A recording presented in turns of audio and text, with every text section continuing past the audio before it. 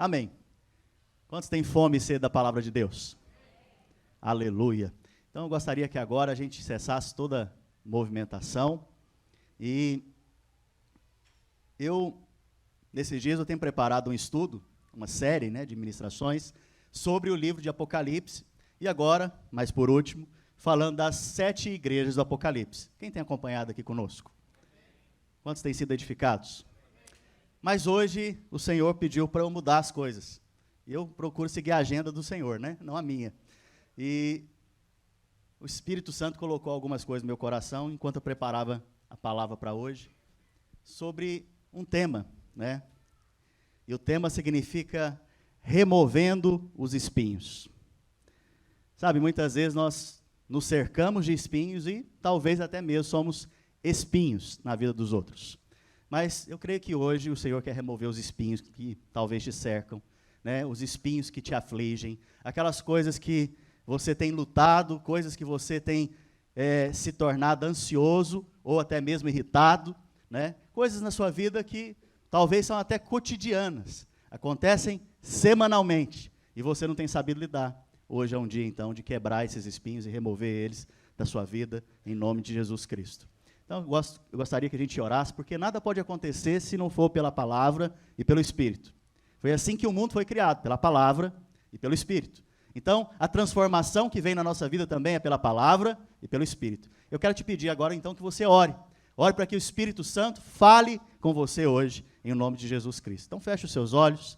Pai Santo, em nome de Jesus, eu peço que a Tua palavra seja aberta, descortinada, revelada a nós nessa manhã. E a unção do Teu Espírito venha sobre nós, essa nova unção que quebra o jugo, despedaça cadeias, transforma a nossa vida. Senhor, fala conosco, nós te pedimos, em o nome de Jesus. Aleluia.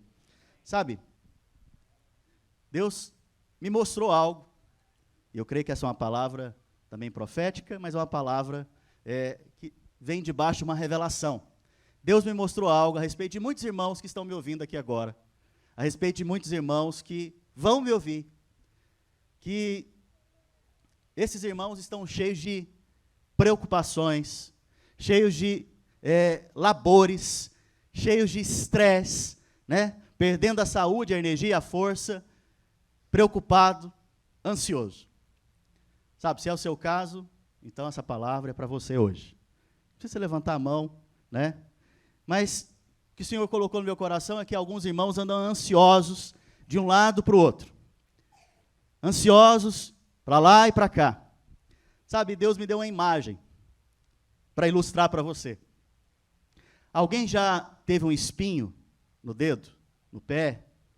O que acontece com esse espinho quando ele entra aí na sua mão, no seu pé, normalmente? É nessas regiões que ele entra, que é o que tem mais contatos. Inicialmente, tem aquela dor rápida, aquela pontada. Mas o espinho, quando ele quebra lá dentro, você percebe que ali em cima daquela ferida, começa a ficar irritado, inchado, e dolorido, muito dolorido. Qualquer coisa que você encosta, fica o quê? Machucando. Fica te machucando o tempo todo. Interessante é que depois que esse espinho está aí dentro, você fica irritado, e, consequentemente, se acontecer qualquer coisa que você não goste, você já vai vomitar na pessoa que está ao seu lado. Acontece isso ou não? Sabe, nervosismo, angústia, faz com que você coloque o foco, somente no problema, muitas vezes. Porque, de fato, pastor, essas coisas doem. Eu estou usando essa ilustração, eu preciso que você pegue o que eu estou dizendo. Então, qual que é o resultado do espinho? Dor, falta de paz, ansiedade. Esse espinho, muitas vezes, vai produzir nervosismo em você. E interessante que é tudo o contrário do que a palavra de Deus diz a nosso respeito hoje. Você não vive mais com espinho, porque o Senhor Jesus já levou toda a maldição na cruz. Espinho, na Bíblia, é maldição.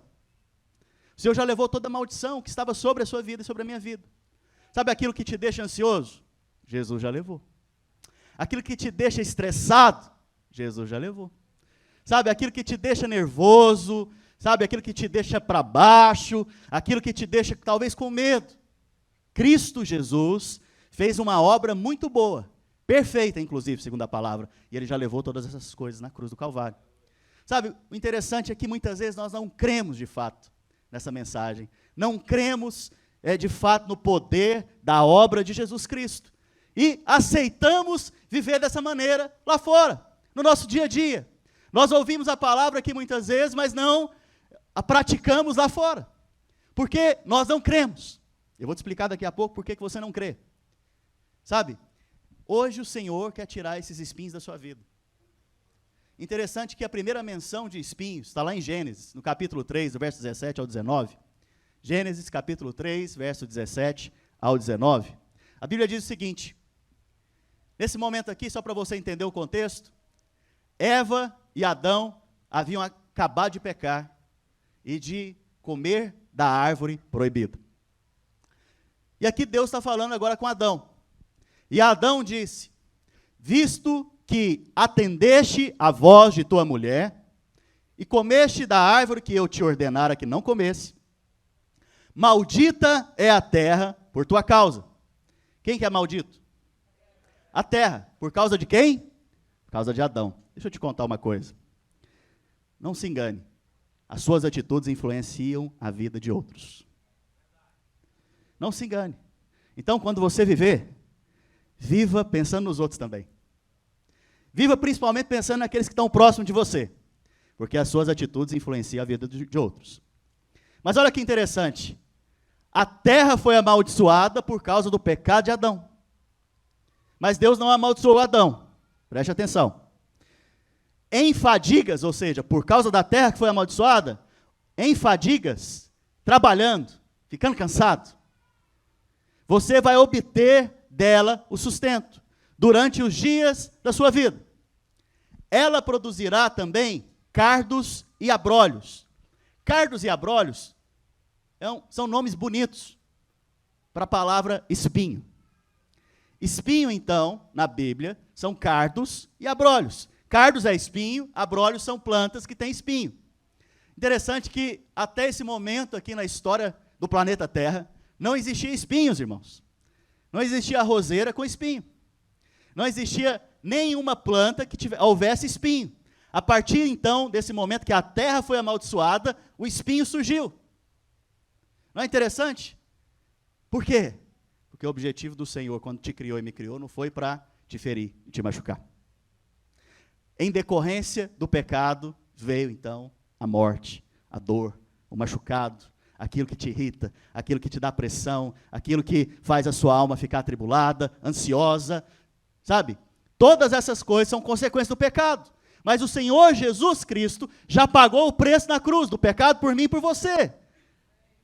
Sabe, eu te pergunto, se você tem uma dívida com o banco, e alguém vai lá e quita a dívida para você, mas o banco continua mandando para você os boletos, você vai pagar aquele boleto? Não vai. Da mesma maneira, então, né, a terra que foi amaldiçoada fica enviando boletos para você. E você agora está diante, então, da árvore da vida. Ou da árvore do conhecimento do bem e do mal. Ou você crê na árvore da vida e entende que foi paga a conta, que essa dívida ela não é da parte de Deus para você. Ou você vai ficar acreditando no boleto que chegou. Entende? Hoje, então, irmãos, é dia de você acreditar no que Jesus fez por você naquela cruz do Calvário. Sabe, decorrência dessas coisas, muitas vezes no seu dia a dia você fica exausto, fadigado, cansado. Né? Uma pessoa que está exausta, ela tem reação? Não. Ela não tem reação, ela não tem força. A característica de alguém exausto é não ter força, nem para reagir, sabe? Outra coisa que aconteceu aqui também, continuando o texto, depois que a terra produziu espinhos, a Bíblia diz que, no verso 19, no suor do rosto comerás o teu pão, até que tornes a terra, pois dela foste chamado, porque tu és pó e tornará para ela. Suor, então, suor na Bíblia, ele aconteceu antes ou depois do pecado? Depois do pecado. Então, suor na Bíblia, quando você lê suor aqui, você tem que entender o conceito, o que significa, qual que é essa simbologia que está por trás. Suor, aqui na Bíblia, fala de esforço próprio. Esforço próprio fala de merecimento. Sabe, suor na Bíblia, então, é consequência da maldição sobre a terra. Sabe, eu te convido hoje a não viver pelo suor. Já vou te explicar o que é isso. Mas eu te convido hoje a não viver pelo suor. Sabe, nessa cena, então, o que a gente vê? Paz. Essa realidade aqui de Adão. A gente vê paz. A gente vê alegria na vida dele. Né? A gente vê prazer, saúde, prosperidade, vida plena, abundância. É isso que nós estamos vendo aqui na vida de Adão agora, depois da decorrência do pecado? De jeito nenhum. Tudo contrário a isso. Interessante que Jesus, ele vem e diz o quê? Eu sou a vida. Eu sou a paz. Né? Eu sou a vida, inclusive, em abundância. Você percebe, então, que é tudo contrário ao que Adão viveu aqui nesse momento, decorrência da queda. E aí, o que acontece? Você pode viver dois estilos de vida. Ou você vive pelo primeiro Adão, ou você vive pelo segundo Adão. Sabe, eu te convido hoje a viver pelo segundo Adão. A Bíblia chama Cristo de segundo Adão. Ele é o verdadeiro homem. Ele é o homem perfeito. Ele é o homem, inclusive, que pagou o preço por você e por mim naquela cruz. Então, você não tem mais dívida, culpa, condenação, que te leve agora a voltar a ser escravo das coisas que você fazia antes. Sabe, você pode viver uma vida plena. Pastor, mas como que eu posso viver essa vida plena? Longe desse espinheiro, longe de viver de acordo com esse espinho, crendo na obra consumada de Jesus. É a única maneira de você viver longe disso. Sabe, o mais impressionante é que Jesus fez na cruz, o que ele fez na cruz, trouxe um benefício extraordinário sobre a sua vida e a minha vida. O primeiro benefício que ele trouxe foi nos tornar de volta para Deus. A Bíblia fala que eu e você fomos separados de Deus. A Bíblia fala que eu e você éramos inimigos de Deus. Não quer dizer que Deus era seu inimigo, mas você se tornou inimigo de Deus. Por quê? Porque qualquer situação que acontece no planeta Terra ou na sua vida, antes de conhecer o Senhor, quem que você colocava a culpa? Será que é Deus? É Deus que está fazendo isso comigo. Sabe, no final, você estava acusando sempre quem? Deus. Sabe, nós cantamos uma música aqui agora, que diz o seguinte: venha o teu reino. Sabe por que Jesus ensinou essa oração? É porque o reino dele não está aqui atuando ainda. O reino dele, quando nós pedimos, ele se manifesta. Mas o reino dele não está acontecendo lá no Brasil, no governo, aqui com o Trump no governo, né? O reino dele ainda não está acontecendo como vai acontecer. Por isso ele fala, venha o teu reino. Então, não tem como você colocar a culpa em Cristo de algo ruim que acontece, porque o reino dele não está acontecendo. Porque a Bíblia diz que quando o reino dele acontecer, vai ser um reino de paz. Não vai ter enfermos, não vai ter criancinhas morrendo, né? Não vão ter animais matando uns aos outros, não vai ter nada disso. Vai ser algo perfeito. Esse é o reino dele. Mas hoje não acontece ainda, por isso nós estamos aqui falando: o reino de Deus vai vir. Jesus vai vir reinar sobre essa terra. Está às portas. Ele vem. Quando ele vier, você pode ter certeza, não vai existir médicos. Então, se você quer formar para ser um médico, é só nesse tempo. É uma brincadeira. Mas não vai ter hospitais. Não vão ter cadeias, prisões. Entende? Por quê? O reino dele é perfeito. Mas aquilo ainda que não vemos vai se manifestar. Amém? Sabe, pastor, por que então eu vivo muitas vezes estressado? Por que muitas vezes eu fico nervoso? Por que muitas vezes eu dou patada em alguém? Por que muitas vezes eu dou má resposta? Por que eu fico assim no meu dia a dia? Talvez eu passe a semana inteira assim, emburrado, né? Cheio de rancor, de raiva. Sabe, isso tem várias implicações da sua vida. Mas por que você faz isso? Por causa da crença errada. Porque você crê em algo errado. Interessante Estava meditando em algo nesses dias. Vamos supor que eu vá na sua casa de surpresa. E você é casado. E no final do dia, depois de um trabalho longo, cansado, estressado, você vai e discute com a sua mulher quando chega em casa. E bate a porta, misericórdia, né, desse irmão, mas vamos lá. Bate a porta, quebra o prato, chega lá, está esperando a comida não está lá na mesa, você já entra para o quarto, fica emburrado, fecha a porta. E aí vai lá o pastor, sem avisar. Eu não faço isso, viu, irmãos? A não ser que você esteja correndo risco de vida, perder a vida. Mas eu vou lá sem avisar e bato na porta.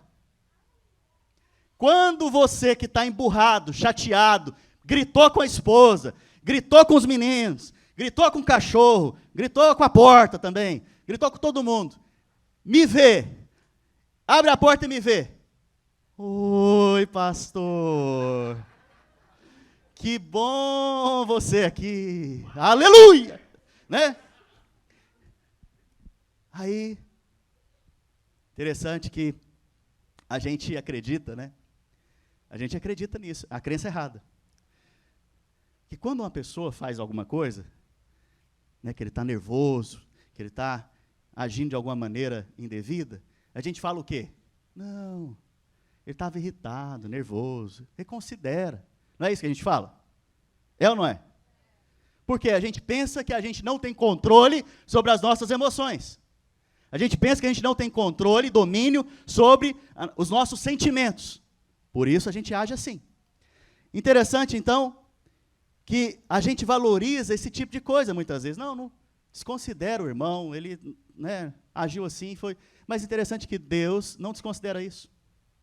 Deus, ele vai lidar com isso na sua vida, ele vai tratar isso na sua vida, e ele vai transformar a sua vida nessa área. Pastor, por que você está falando isso? Porque o dia que eu chego na sua casa, e se você acabou de brigar ou discutir com seu marido ou com a sua esposa, você não vai me receber gritando. Espero que não. Você não vai receber me xingando, falando alto. Por quê? Você não sabe dominar nesse momento, quando você me vê? Sabe ou não sabe? Por que que então você dá mais honra para mim do que para aquele que está lá junto com você? Aleluia. Aleluia. Acordou um monte de gente, é isso mesmo. Aleluia. Agora até o espírito vibrou lá dentro. Sabe, muitas vezes nós damos mais honra para os de fora do que para os de dentro. Por quê? Por causa das desculpas que nós colocamos no nosso dia a dia. A crença errada que nós colocamos no nosso dia a dia. Sabe, nós cremos então que por conta de alguém ter me fechado no trânsito, eu posso chegar em casa nervosinho e discutir com a minha esposa. Ou discutir com o meu marido. Ou por ter dado alguma coisa errada lá no meu trabalho, o meu filho tem alguma coisa a ver com isso. Entende? Por que isso, pastor? Por causa da crença errada. É o espinho. É o espinho que você está deixando voltar aí para a sua vida, que Jesus já retirou, filho. Jesus já removeu esse espinho. Sabe, você não precisa andar dessa maneira mais. Você pode e tem autoridade agora para dominar sobre a sua vida. Porque Jesus, ele não te chamou para a escravidão novamente, diz a palavra. Né? Ele te chamou para a liberdade. Aquele que ele libertou verdadeiramente é o quê? Agora, se você não sabe se dominar, você é escravo, então, dos seus sentimentos, das suas emoções. Você não é mais escravo, diz a palavra, a não ser de Cristo. O apóstolo Paulo diz que ele se fez escravo de Cristo. Hoje, o seu papel é se fazer escravo de Cristo, porque ele é Senhor. Mas você não tem mais escravidão na sua vida. Sabe? Então, a crença errada vai produzir em você um comportamento errado. Se você crer corretamente, você vai ter comportamentos corretos. E muitas vezes a gente quer atacar o comportamento e não a crença, sabe? Mas o mais interessante é que a crença correta diz o seguinte, em Mateus capítulo 11, verso 28. Sabe, a crença correta é a palavra de Deus. A Bíblia fala que a palavra de Deus é a verdade. Então, fato é que está acontecendo um monte de coisa, mas verdade é o que o Senhor diz. Eu não vou ignorar os fatos, mas eu vou crer na verdade. E olha só, vinde a mim todos que estáis cansados. Sabe, se você nessa manhã está cansado, existe um convite para você. Vinde a mim. Vinde a quem? A Cristo. E sobrecarregados. Sabe, pastor, não estou aguentando mais. Não aguento mais esse trabalho, não aguento mais essa América, não aguento mais essa vida. Sobrecarregado. Mas o Senhor Jesus está te dizendo hoje o quê? Nós vamos resolver esse problema, filho. Como? Vem até mim. Interessante que ele não falou, vai lá o pastor da igreja que ele vai resolver. Né? Vai lá discutir com a sua esposa ou com alguém que vai resolver. Porque a Bíblia diz o seguinte, que a ira do homem não produz justiça de Deus. Então, você ficar nervosinho, não vai resolver, filho. Você ficar muito nervosinho, não vai resolver o problema. Então, a partir de hoje, primeira coisa, vinde a mim. Vinde a mim quem? Você que está cansado. Está cansado? Vá até Ele. Porque a promessa é que Ele vai tirar esse peso e vai te dar descanso. A segunda promessa é, se você está sobrecarregado, olha, eu vou tomar esse peso sobre mim. Sabe esse peso que você não consegue resolver na sua vida? Deixa comigo, Jesus está dizendo, eu vou resolver ele na sua vida. Não se preocupe, vem aqui, em outras palavras. Sabe, eu te garanto, irmãos, se houvesse aqui uma distribuição de casas nesse lugar, e eu falasse para você, você tem que ir até lá para receber a casa, você iria. E Jesus está te dizendo hoje o quê? Filho, você está cansado, ansioso, sobrecarregado, nervoso? Vem aqui, ó, vem a mim. Por quê? Eu vou te aliviar. Verso 29, tomai sobre vós o meu jugo, e aprendei de mim todos os domingos. Eu estou te ensinando o jugo do Senhor, e o jugo do Senhor se chama graça. Sabe, a graça do Senhor é o jugo que Jesus usa. O jugo não é mais o jugo da lei. Sabe, você não vive mais pela lei, você vive pela graça. E a graça, então, é que vai poder te capacitar a caminhar diante do Senhor. Sabe, tomai então e aprendei o meu jugo. Todos os domingos você está aprendendo de Cristo aqui nesse lugar. Por quê? Porque eu sou manso e humilde de coração. E achareis descanso para a vossa alma. Sabe, pessoas muitas vezes chegam em fases de esgotamento. O que é esgotamento? Esgotamento emocional.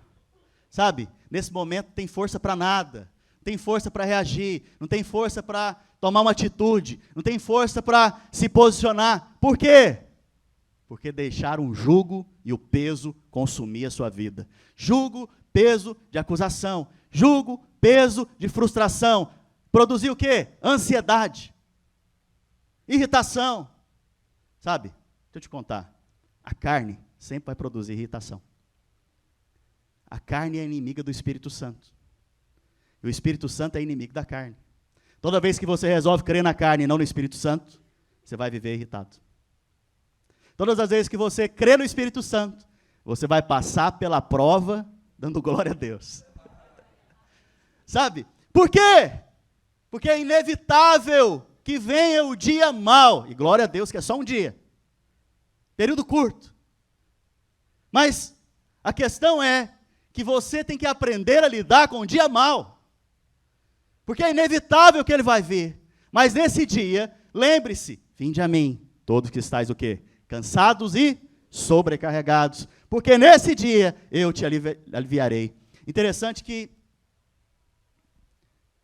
no verso 30 o Senhor diz, porque o meu jugo é suave e meu fardo é leve. Qual que é o primeiro convite então? Vinde a mim.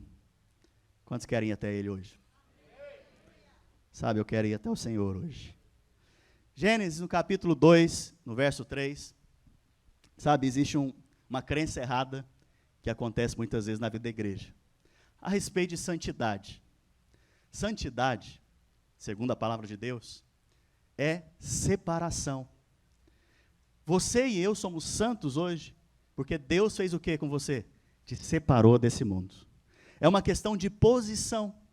Você foi posicionado agora, né, num local específico. Vou usar um exemplo aqui para ficar melhor para você. já usei esse exemplo aqui antes, da cristaleira. Alguém tem cristaleira em casa? Que guarda suas louças mais chiques, né? Mais sofisticadas, para quando chegar um convidado, né, mais importante, que você quer dar honra, você pega aquilo que está separado para poder dar para ele? Alguém já teve isso? Ou o pai, a mãe, o seu pai, a sua mãe, enfim. Então, santidade nada mais é do que você separar algo. Então, aquelas louças que estão lá na cristaleira são santas, em outras palavras. Santas por quê, pastor? Porque eu tenho os pratos do dia a dia, do uso comum. Vocês não são do dia a dia, vocês estão separados para Cristo, para aquele dia. Mas enquanto vocês estão aqui, vocês estão lá na cristaleira, mas a hora que o convidado de honra chegar, ele vai usar vocês para comer. Entende? Você então é santo por causa da posição que você está. Mas interessante, que a Bíblia diz aqui em Gênesis capítulo 2, verso 3, e abençoou Deus o dia 7º, e o santificou, porque nele descansou de toda a obra, como o Criador o fizera. A primeira menção na Bíblia de santidade ou santificação está aqui relacionada com o quê? Fala assim comigo, descanso. Coisa santa, então, para Deus é descansar. Vou falar de novo, talvez você não goste de descansar. Eu quero te estimular hoje a descansar. Mas não é o descanso somente ir lá, cochilar, não é isso. Descansar é confiar aqui. Então, coisa santa para Deus é fazer o quê? Descansar. Eu te pergunto, Deus se cansa? Por que a Bíblia está falando que ele descansou? Será que é porque ele estava cansado? Será que é nesse sentido que a Bíblia está dizendo? Não. É no sentido de alguém que estava fazendo algo e concluiu aquilo. Então, no 7º dia, quando ele concluiu, ele falou o quê? Vou descansar. Está completa a obra. O problema é o seguinte, que o homem fez o quê? Pecou. Então, quando o homem pecou, Deus teve que sair do seu descanso para poder trabalhar agora, para você retornar para o descanso dele. Entende? Então, coisa santa para Deus é o quê? Descanso. Descanso, então, é a coisa mais santa que podemos fazer hoje. Esse descanso traz favor de Deus na sua vida. Sabe, eu não sei vocês, irmãos, quanto menos eu me preocupo, né, ou fico ansioso a respeito de algo, mais favor de Deus vem na minha vida, mais abençoado eu sou.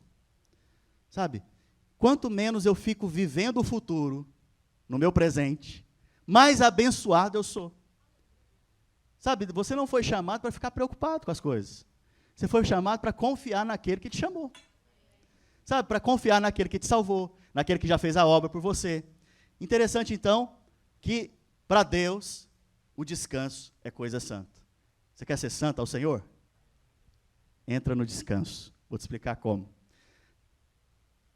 Mais uma coisa interessante. A primeira menção na Bíblia é muito importante, porque ela produz sentido para os outros textos. Então, a primeira menção de santidade na Bíblia está relacionada a descanso, está ali em Gênesis.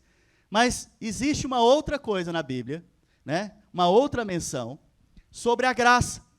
Graça, só lembrar você, é favor imerecido. É algo que você não merece e recebeu. A salvação você não merece e foi salvo. O perdão dos pecados você jamais poderia merecer e você foi perdoado. Então, a graça de Deus se manifestou através de quem? De Cristo. Preste atenção. A Bíblia fala a respeito de um homem chamado Noé. Todo mundo aqui já ouviu falar de Noé, eu acredito. Né? Noé e o dilúvio. Gênesis capítulo 6, verso 8. A Bíblia dá um testemunho a respeito de Noé. Olha o que a Bíblia diz a respeito de Noé.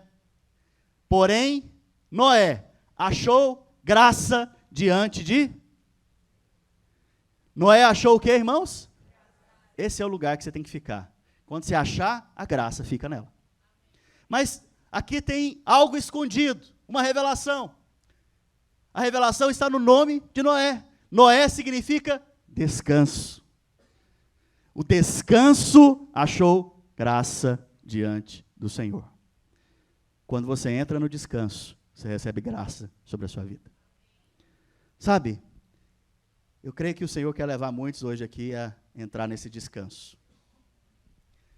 Vou usar mais uma ilustração da palavra para poder te ensinar sobre esse princípio. No Antigo Testamento existia um tabernáculo. A Bíblia fala lá em Hebreus, no capítulo 8, do verso 1 ao 7, nós vamos ler agora uma grande porção da palavra. A Bíblia fala lá em Hebreus sobre esse tabernáculo. Esse tabernáculo, a Bíblia diz que ele foi dado por Deus a Moisés. E Moisés edificou esse tabernáculo. Esse tabernáculo, para você entender, era o único lugar que Deus habitava na terra naquele tempo. Não tinha outro lugar, se você quisesse encontrar Deus, era lá. E olha, quando você chegasse lá, você não podia entrar onde ele estava. Por quê? Porque você era impedido. Só um homem, uma vez por ano, podia entrar naquele lugar e ter comunhão com Deus. E ele era dividido em 3 partes: átrio, santo lugar e santíssimo lugar. Fala comigo: átrio, santo lugar, santíssimo lugar. A Bíblia fala que a maior movimentação, ou seja, a maior atividade, ela acontecia no átrio. É no átrio que existiam os sacrifícios, é no átrio que existia atividade. No santo lugar só entravam os sacerdotes. Nesse lugar existia ali uma mesa de pães, existia um incenso, existia um candelabro, e somente nesse lugar entrava apenas sacerdotes. A atividade maior acontecia aonde? No átrio. Mas no santo lugar existia atividade? Sim. Pastor, e no santíssimo lugar, onde estava a arca da aliança e onde Deus habitava, o que acontecia? Nesse lugar, só existia atividade uma vez por ano. Não é impressionante? E o único móvel que tinha lá para aquele lugar era a arca da aliança. Se tem algum arquiteto no nosso meio, ele ia ficar frustrado, porque como que ia decorar um lugar daquele só com a arca? Não é verdade? Você ia querer colocar uma cadeira ali, você ia querer colocar um sofá, porque afinal de contas é a presença de Deus, eu quero desfrutar dessa presença. Mas, naquela época, só podia entrar uma vez por ano. Presta atenção, aqui tem um princípio. Quanto mais você tem em intimidade com o Senhor, menos atividade você vai ter. Menos preocupação, ansiedade você vai ter. Sabe, o interessante, vamos ler esse texto? Hebreus capítulo 8, verso 1 ao 7. Ora, o essencial das coisas que temos dito é que possuímos tal sumo sacerdote que se assentou à destra do trono da majestade nos céus. A Bíblia fala que Jesus, então, é o sumo sacerdote, não segundo a ordem de Arão, mas segundo a ordem de Melquisedeque. Como ministro do santuário e do verdadeiro tabernáculo, fala assim comigo: verdadeiro tabernáculo. Então, a Bíblia está falando aqui que tem um tabernáculo que é verdadeiro, e tem um que é sombra, que é o de Moisés. Preste atenção. Como ministro do santuário e do verdadeiro tabernáculo, que o Senhor erigiu, não o homem. O tabernáculo de Moisés, quem que levantou ele? O homem.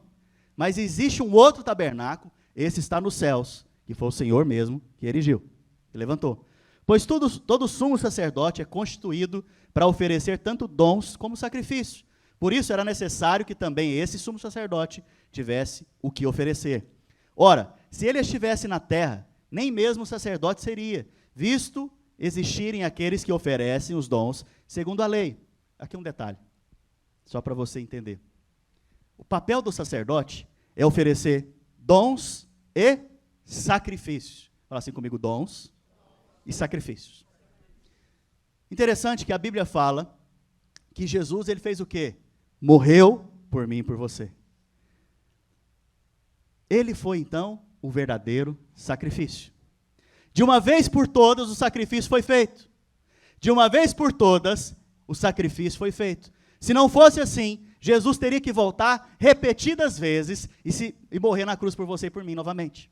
Mas como Deus aceitou o sacrifício, de uma vez por todas, você foi perdoado e eu fui perdoado. Não existe mais necessidade de haver sacrifício. Então, o que existe hoje, pastor? Se era dons e sacrifício, o que restou? Dons, fala assim comigo: dons. Fala para a pessoa que está ao seu lado, você gosta de ganhar presente? Se você não gosta, me dá que eu gosto, ok? Preste atenção. Se Jesus já pagou o preço, se ele já fez o sacrifício, o que resta agora de mim e de você para receber dele? Dons, presentes. Sabe, o Senhor está aqui hoje para dar presentes para você. O Senhor, a cada dia, Ele está liberando presentes sobre a sua vida. E presente você não compra, presente você ganha. Preste atenção. Presente você não compra, a não ser que você vá dar. Mas se é para você, você ganha. Porque se você não ganha, você comprou. Não é presente. Não é verdade? Mas a Bíblia diz então que o Senhor está agora dando dons, que são presentes. E esses presentes são de graça. É quem quer, quem vir, vai receber. Está aqui disponível. O que você precisa hoje, filho? Sabe, você precisa de quê hoje? Por que a sua alma, então, agora, ou esses dias, tem andado atribulada, ansiosa? Por que isso tudo tem provocado irritação, nervosismo? Por que isso tudo, inclusive, tem feito com que você, no ambiente que você mora, no ambiente que você relaciona, perder relacionamentos, acabar com relacionamentos? Está vendo que é um ciclo o negócio aqui? É um passo após o outro. Por quê?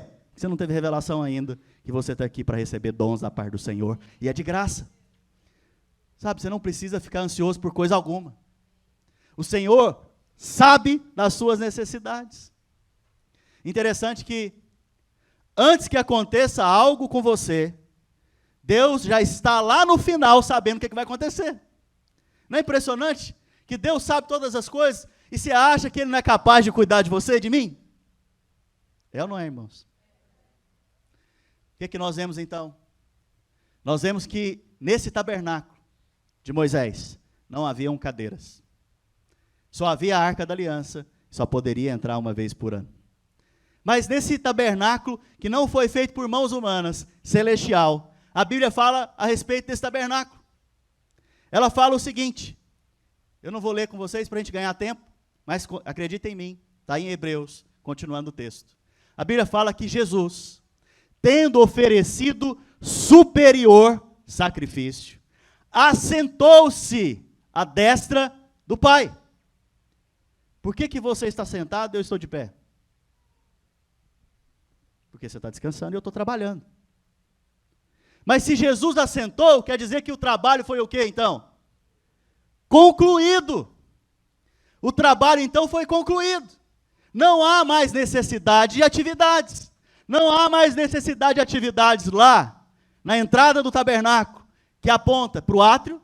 Não há mais necessidade de atividade no santo lugar, e nem há mais necessidade de atividades no santíssimo lugar. Agora é desfrute. Adão foi criado e colocado num jardim, e antes do pecado ele estava ali para quê? Desfrutar. Você e eu, na nova criação, fomos colocados de volta nesse jardim, que se chama Jesus. E nós estamos aqui hoje para desfrutar do Senhor e de todas as dádivas, bênçãos que Ele tem para nós. É para isso que nós estamos aqui. Então por que crer errado? Por que ficar nervoso? Por que ficar sofrendo com essas coisas, com esses espinhos? Sendo que já está tudo disponível para você e para mim. Sabe? A Bíblia fala a respeito da ressurreição de Jesus. Lá em João, no capítulo 20, no verso 11 ao 12.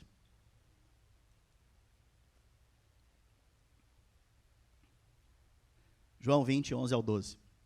A Bíblia diz o seguinte, que Maria, entretanto, permanecia junto à entrada do túmulo, chorando. Enquanto chorava, abaixou-se e olhou para dentro do túmulo, e viu 2 anjos vestidos de branco, sentados onde o corpo de Jesus fora posto, um à cabeceira, o outro aonde? Aos pés. Deixa eu te lembrar algo. Lá no tabernáculo, tinha o que no Santíssimo Lugar? Qual que era o móvel? Tinha cadeira lá? Não, por quê? Porque não tinha acabado a atividade. Mas lá no tabernáculo celestial, nós vemos o quê? O trono. Lembre-se, a arca aponta para o trono. Só que agora tem dois assentados no trono, Cristo e o Pai. Preste atenção. Olha só. Quando Jesus ressuscita, tem quantos anjos assentados lá no túmulo? Um à direita e um. Lá na Arca da Aliança, se você lembrar da imagem, tem quantos querubins? Eles estão sentados? Não, preste atenção.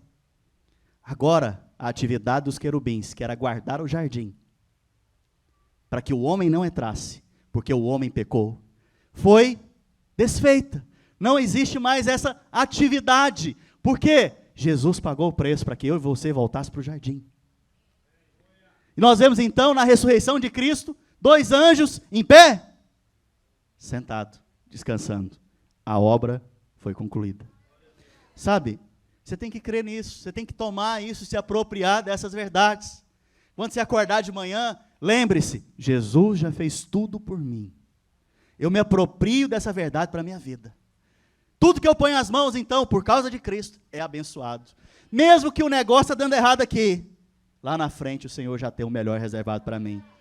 Mesmo que eu não veja transformação na vida da minha esposa, eu creio, o Senhor é capaz de transformar ela. Mesmo que eu não veja no meu filho, no meu marido, né, nos meus amigos, eu creio que o Senhor é poderoso para transformar qualquer coisa que me cerca.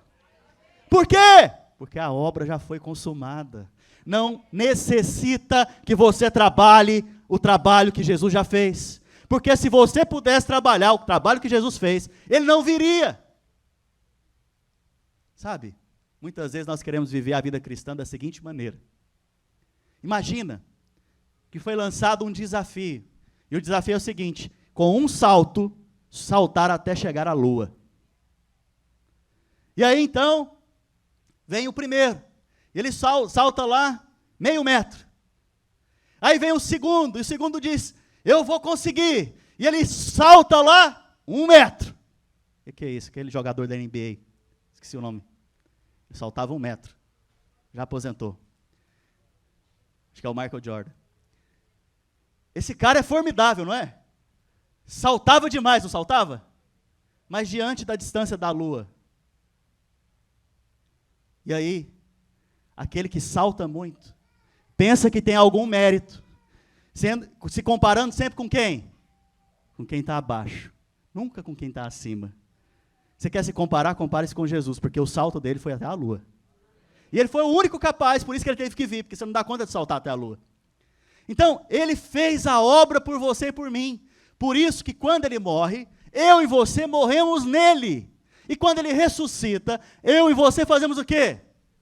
Ressuscitamos nele. O que a Bíblia está dizendo aqui? Filho, você não precisa mais trabalhar para ser aceito diante de Deus. Você já é aceito. Você não precisa mais trabalhar para ser abençoado. Você já é abençoado. Então mudou o paradigma. Você não precisa mais ficar trabalhando para receber coisas. Não estou falando que você não tem que trabalhar, viu, filho? Nem falar depois que o pastor falou, não precisa trabalhar, não. Estou falando disso, não. Estou falando do conceito e do princípio espiritual. Trabalhe como quem ganha. Trabalhe no seu dia a dia como quem espera das mãos do Senhor, não do seu esforço. Trabalhe como quem espera a bênção de Deus, não como que você vai produzir a bênção, porque a bênção já foi conquistada, ela não é produzida. Sabe, aprenda a viver uma fé correta. Aprenda a viver dias de paz, de alegria. Aprenda a viver em harmonia no Espírito, confiando e crendo corretamente. Vocês estão cansados? Aleluia. Anima o teu povo, Jesus. Interessante que a Bíblia diz, né? Em Hebreus capítulo 4, do verso 9 a 11, é o único momento no Novo Testamento, eu acho que você vai ficar escandalizado agora, o único momento no Novo Testamento que a Bíblia fala para você esforçar. Você quer esforçar? A Bíblia está falando não, você esforçar, você quer esforçar? Segundo a palavra de Deus? Fala assim, eu quero. Como que é isso, pastor? Portanto, a Bíblia está falando aqui, resta um repouso para o povo de Deus. Porque aquele que entrou no descanso de Deus, fala assim, eu entrei no descanso de Deus. também ele mesmo fez o quê?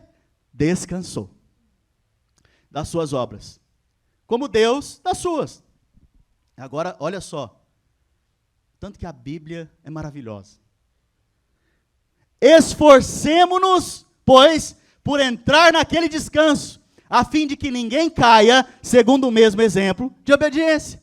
Qual que é o esforço, então, agora? Para entrar no descanso. É esse descanso que eu estou pregando para você aqui há quase 40 minutos.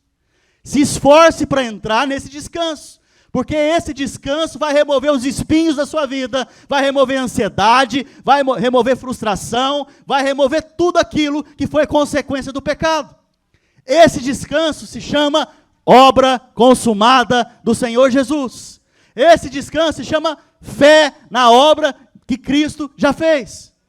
Sabe, interessante que o diabo, o nosso adversário, diz a Bíblia, o acusador dos nossos irmãos, diz a Bíblia, o nosso adversário, ele quer o tempo todo nos tirar do descanso, produzindo em você e em mim o quê? Preocupação. Agora, vamos lembrar lá do momento de Gênesis com Adão. A Bíblia diz que Deus criou Adão e Eva e colocou eles aonde? No jardim. Lá no jardim eles tinham que trabalhar? Tinha que cultivar o jardim. Mas se eles tinham que trabalhar para comer? Não, só cultivar. Porque a árvore, ela não vai fazer nenhum esforço, porque ela já está plantada. O Senhor já plantou a árvore, entende? Então ela só vai produzir. Mas agora não. Agora você vai ter que plantar a árvore também, depois da queda. Mas depois que Jesus veio, a árvore já está plantada de volta. Você pode desfrutar de novo. É só esperar o quê? O fruto. Preste atenção. Então, Adão foi criado dentro desse contexto, do jardim. O dia que ele cai, que ele peca, ele é tirado do contexto do jardim e colocado aonde? Fora. Como que você acha que ele ficou? Comida estava na mão, filho. Estava lá na mesa, na geladeira do jardim. Todo o mantimento que ele precisava estava lá. Agora, ele vai ficar o quê? Preocupado. Será que eu vou conseguir ter comida no final do dia para minha família? Será que eu vou conseguir manter a minha casa? Será que eu vou conseguir? Por quê? Porque agora há uma insegurança e há uma dúvida. Deus expulsou eles do jardim por conta do pecado. E ele não mais confia na provisão que vem de Deus. Sabe? Não viva da mesma maneira. Viva como quem vive num jardim. Pastor, mas não estou vendo esse jardim. A vida cristã é dessa maneira mesmo. A gente não vê, a gente crê. Sabe? Começa a crer hoje. Começa a declarar, eu já vejo essa árvore frutífera aqui na minha vida. Eu já vejo a provisão do Senhor. Sabe, eu não vou ficar frustrado porque eu sei quem tem cuidado de mim. Sabe, eu não vou ficar desanimado porque eu sei que aquele que me guarda há de suprir todas as minhas necessidades em Cristo Jesus. Começa a falar, liberar fé. Você vai ver o jardim florescendo na sua vida. Sabe, a forma de cultivar o jardim é falando. A forma bíblica do Novo Testamento para você liberar bênçãos é falando. Se você falar, você está cultivando o jardim. E ao seu tempo, você vai colher os frutos. Sabe, eu espero que o Espírito Santo tenha ministrado descanso em você nessa manhã. Então a grande pergunta que nos resta é, o que é o descanso?